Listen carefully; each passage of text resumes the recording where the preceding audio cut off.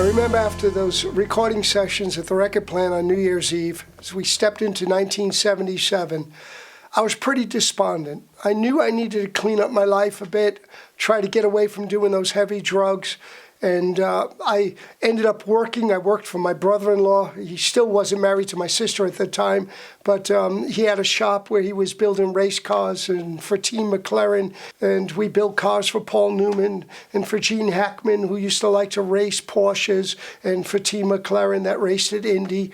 So I knew nothing about cars, but I just was happy to have a job and take a little step back from doing music. But then something happened that changed my life forever. You see, at the time that I had continued playing music and my friends Michael and Shoshana and Steve had gone back home to Rhode Island, they were praying for me every single day. I didn't know this. Every once in a while they'd write me a letter, and their letters were a bit too churchy for me, but still in those letters I could sense they really cared for me. And they would always put something in those letters that stuck with me, I guess. Whoever should call on the name of the Lord will be saved.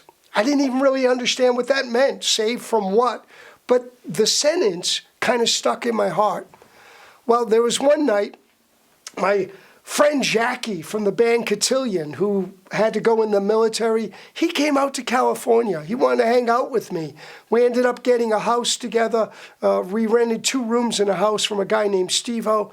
And he had his bedroom, I had my bedroom, and I remember going to bed one night, and I really wasn't expecting anything. I wasn't so despondent that I was looking for the end of my life or anything. I just was really trying to get a new orientation in life. And I remember going to sleep, and in the middle of the night, someone called my name. And I knew who it was who called my name. It was Jesus. You say, how do you know it was Jesus? I'm telling you, he was in the room. And when I opened my eyes, now I don't know if this was a vision or if this was a dream. I really don't know. But all I saw was a hand reach out to me with a sword. And then I heard his voice again. He said, John, this night you have to make a decision. Your life has been bound by chains, but I'm here to bring you a sword so you can cut those chains free from yourself. I looked down at my body and I realized there's chains all over me. I took that sword and I hacked at the chains, and they just fell apart and they fell to the floor. And suddenly I sensed there's somebody else in this room. I turned around. There was some kind of being sitting in a corner. And all I remember is looking at the eyes of this being. And I could see hate like I had never seen before. It scared me. And I remember turning from that being, and I'm trying to run away. Thought maybe I should take the sword and plunge at this being with the sword, but I got afraid and I dropped the sword, and something grabbed me from the back. And suddenly out of my heart, the only thing I could think of was that sentence from one of the letters, whoever calls on the name of the Lord. And I remember crying out Jesus 3 times. The 3rd time I said Jesus, suddenly I woke up. The room was silent. I heard the cat scream and the dog barked and the front door of our house closed. I have no idea what was in that room that night, what was in the house that night. My friend Jackie next door, he said, John, what's going on in this house? This is crazy. I said, Jack, I can't talk about it. I knew, though, something had happened, and it scared me. It wasn't like, oh, I'm all happy now. I knew something had changed in my life. And the only people that I knew that maybe could help me understand what just happened, they were 3,600 miles away. That's 5,000 kilometers. So I did the only thing I know how to do. I went the next morning to a bus station. I bought a ticket for a bus to go from LA to Providence, Rhode Island. I spent 72 hours on a bus. I told nobody I was coming. When I got off the bus, I walked all the way from downtown Providence to Johnston. I walked right up to the door where they were living, right on Hartford Avenue.